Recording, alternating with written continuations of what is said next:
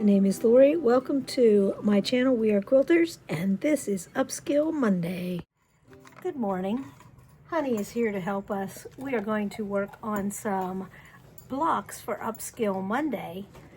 And I'm bribing her and giving her treats.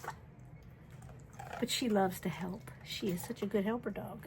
Just this morning, she was helping with the fireplace by chewing on the firewood. What a dog she is. Oh, she hears Dan getting some M&Ms or some kind of treat. So let's get to where we left off last week and look at some new blocks for this week. I'm putting the big box of blocks back here because I have chosen blocks to work on this week and next week. What I'm going to do with them is similar, but not exactly the same. So we are enhancing the chevron blocks that we made last week and the week before. So let's take a look at what we've done. Now, these were the blocks from last week, and I'm just going to show you a couple of them because I'm saving them for Friday. So in this variation, we started with the chevron block, then we did lazy daisies on one side or two sides, and then we added either a bead or a French knot. So there I did just one. I'll show that one to you in more detail later. Maybe I will show you all of these. And then I'll just show them again on Friday. This one has 2 lazy daisies and a bead. Now the original one I looked at had 3 lazy daisies and a French knot. This one has, but they all have combinations, you'll notice, of chevron, lazy daisies, beads, and this one has knots, every other one also. And this one was the first one that was one of the first ones that was done, and it has the lazy daisies on both sides and beads, because I think beads add a little bit more sparkle. So that's what we've done so far. Today we are going to do chevrons, which I already have done, straight stitch, and either a bead or a French knot. So this one, I want to talk about this one a little bit before I move on. This one, it was so easy to do the chevron. And let me refer you back to the past 2 weeks of chevron stitch, so I don't have to demonstrate it again. But this one was so easy to do because of the stripes, because if you remember, it's easiest done between parallel lines. And I've been drawing the parallel lines on with a Frixion pen and a ruler. But this worked as well as doing it over gingham. And here's the other one we're going to work on. Lots of nice contrast. And this one, we worked on this a long time ago with feather stitch. And I had a crochet thing and a piece of old broken jewelry, and I've added the red chevron. So now we're going to add some straight stitch and a bead or a knot. Let me get out some embroidery floss so we can pick some floss colors to go with these 3 blocks. Now I am working mostly from these 2 bags. I have another huge bag of unopened skeins of a variety of brands, but I'm working from these odds and ends from Dan's kits, and these are ones that these were in a box I bought at a yard sale. They were made for scrapbooking. So, but there they are. So these ones are all wound ones, and these ones are all loose pieces. So I'm going to pull from this first if I can find a color that makes me happy. I think I want a dark green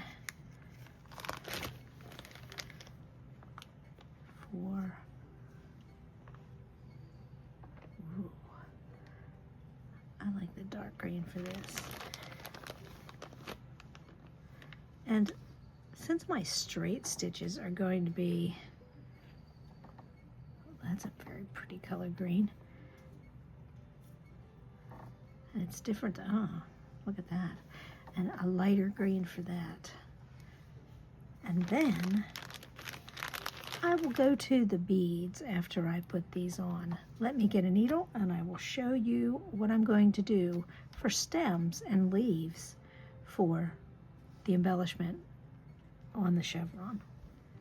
To make stems and leaves, I've threaded my needle with 3 strands of green, and on this chevron I'm going to make 1 larger stem in the middle, and then just a straight stitch, and then I'm going to make 2 shorter straight stitches on either side.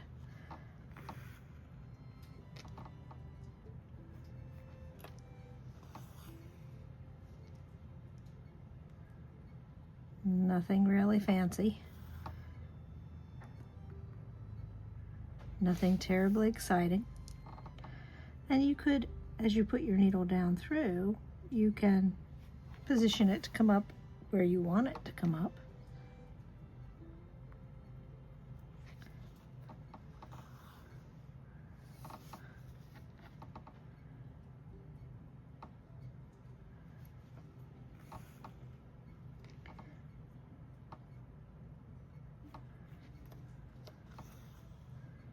So that is it. 5 little stitches. And then I will come back and add more knots or beads later on.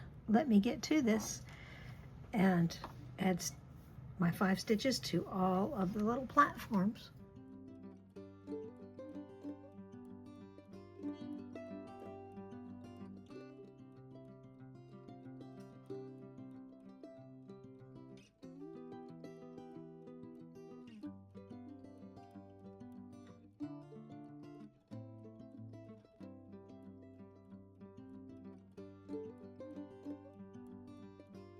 Now, before I start adding beads, let me point out that a couple of these are especially like this one. So it has the center stem, and then a leaf at an angle, and a leaf straight along with the platform on both sides. I'm going to, because I really have this thing for beads, I'm going to use a bright yellow bead because the contrast will be great right on the end of the flower stem on both sides. I'm going to use a matching thread so it enhances the bead, the color of the bead. Let me get my beading needle threaded and get started.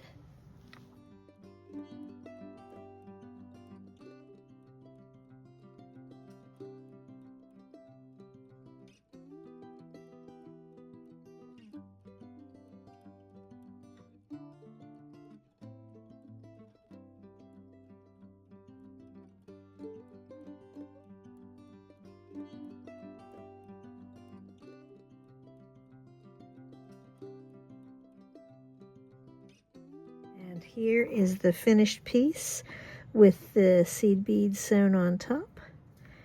I think this is a cute variation, and this would look just as good with French knots. I need to get busy on a few more examples to show you on Friday. Give it a try. We're almost done with chevrons and on to something new in June.